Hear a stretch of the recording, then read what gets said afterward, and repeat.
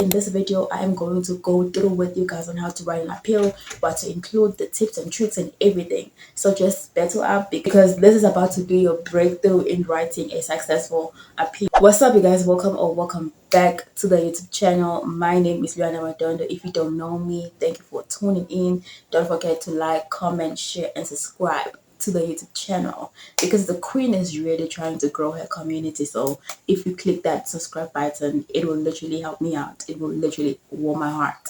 So as you guys see by the title, we are going deep with academic exclusion, how to write an appeal letter, what to do, the tips and the tricks to go about your letter for it to be successful. So let's get right straight to the video. Before we get into the tea, let me explain what is an academic letter. The university will exclude you, will kick you out if you have failed dismally in a way that it cannot be repairable, and then they exclude you, they kick you out of the system. That prevents you for readmission, that prevents you for registration for the next academic year. So they give you an opportunity to appeal, to state your case to the institution, why you failed, why do you deserve a second chance, and what happened. They want to know more about your story in a way that they decide if they're going to take you back to school or they do not. This is a topic that people do not talk about because if you are failing at university, the university will actually kick you out. They will literally exclude you out of the system. Grab your paper, grab your iPad, grab your phone, grab your computer, open Word, anything so that you can write this information down. Okay, so number one, this is the header. That is whereby you introduce yourself. Your name, your surname, your student number, the degree that you're studying, faculty. Are you falling on the science, on the health science, on the commerce faculty? And that is where you write the year of study if you were a first year or second year or third year. The header is very important. Introduction is very important because that is where the committee will start reading your letter. So you should actually introduce yourself in a way that they have no any other information missing. They know your student number, they know the modules you failed, and name them with codes. Yeah, don't forget to name them with codes. For an example, if you have failed chemistry, you can say chemistry 1004. If you have failed math, you will say math 1015. You are going to include all of that information in a single paragraph. Number two, second paragraph, statement of request. Now you are going to tell the institution why are you writing the letter.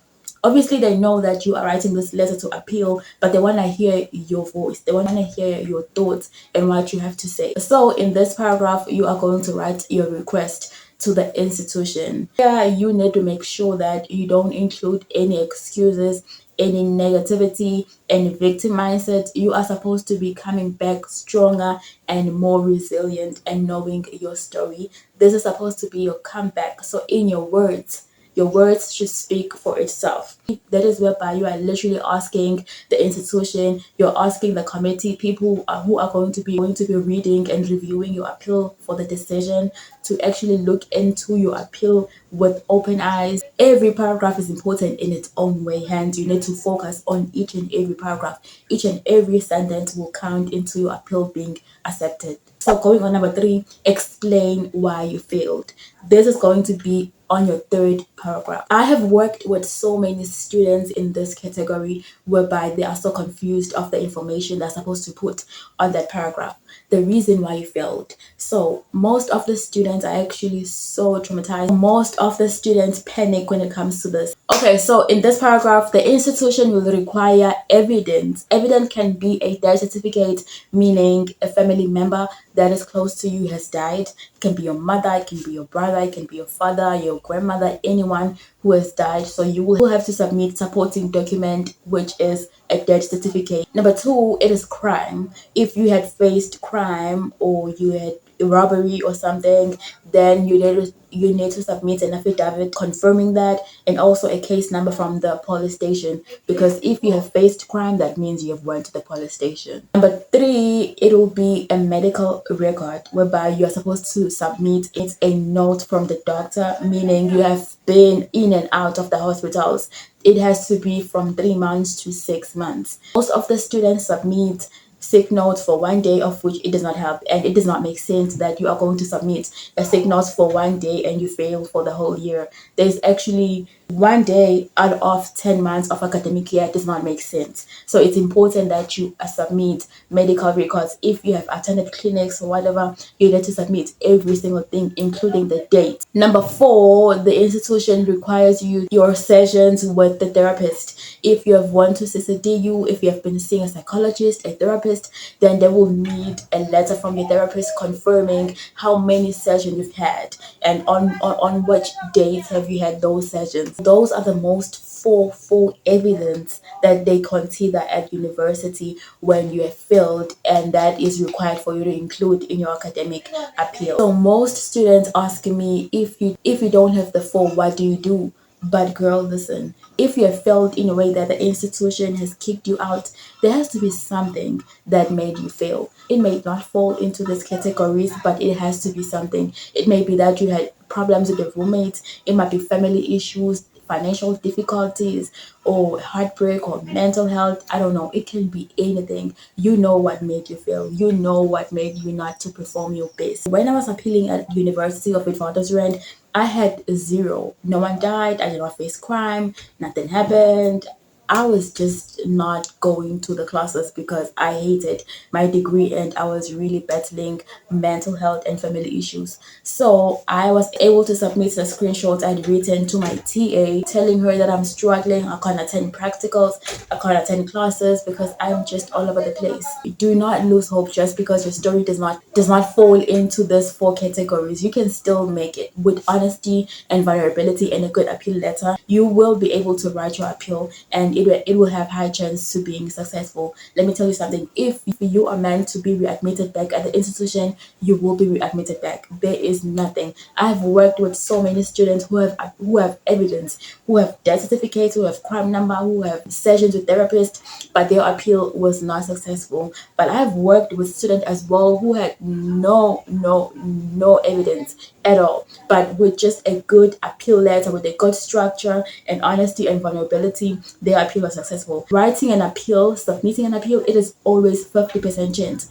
It is not a guarantee because there's so many factors that affect you being accepted. That paragraph, it can be 3 paragraphs, or it can be 2, whatever fits your category. So you are going to write 1 paragraph for one excuse, 1 paragraph for one evidence. If you have faced death in a family member and you have a death certificate, that will be 1 paragraph. You will explain how that affected your mental health. You will explain your relationship with that person and how it touched you and how you navigated everything. Did you attend CCTU? Did you go and talk to your therapist, or did you attend wellness groups? Did you attend wellness groups? What help did you seek? You are going to convert all of that information into a document. Next, paragraph number 5, your future game plan. Okay, now the institution have heard your cries, I've heard your sorrows, I've heard your trials and tribulations. Now, as a person, as a human, we all fall, but how are you going to get up? How are you planning on getting back up again, stronger and stronger to show up for yourself? This is whereby you are writing your future game plan. What is your game plan for the next year, for the next academic year? Then you will tell the institution that you have new techniques on studying, you have been watching YouTube and you have past papers, you are going to be attending CCDU, and like anything that's going to help your mental health, anything that is going to help you navigate the struggles you faced the previous year. This is all to prevent what has happened the previous year will happen next year. Hence, they want to know your actions. They want to know what actions are you going to take. They want to know if that thing that happened the last academic year will not repeat itself, because you are now back stronger and you are more resilient to whatever situation you have been facing. So number 6, the next paragraph, that will be like for 4 lines, 3 lines. That is your closing part. You need to thank the committee, the institution, the people who are going to be reviewing your appeal. You need to thank them and appreciate them for their time, and tell them how you are going to be so rejoiced and happy if they could consider your appeal and everything. And that is where you can add your signature as well, just for a little bit of profession. So that is for today's video, you guys. That is literally how you write an appeal. It's very easy if you are focused. It's very easy if you really deserve this chance, and if you believe you deserve this chance yourself. You need to believe it yourself first, that you deserve the second chance. Yes, you failed. Yes, you have not met the requirement. You're stressed, you're miserable, but that does not matter now, because you are here. You are asking for a second chance because you deserve a second chance. The institution will not see you of deserving of the chance if you don't see yourself deserving. It all starts with you. So go ahead and write that appeal, nail it, and get back to work and bag that degree, because you deserve it. And this time you are going to do things better. This time you are going to work on yourself. This time you are focused and you are more resilient into any situation you are going to face. Get into the academic year with that mindset, with that mentality, and nothing will break you down. So with me, the queen, I am out. Thank you for watching. I appreciate that.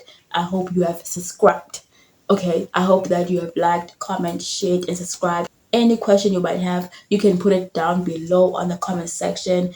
I will be gladly to help you. The queen will be gladly to help you. I'll see you on the next video, girl. The queen has to be out.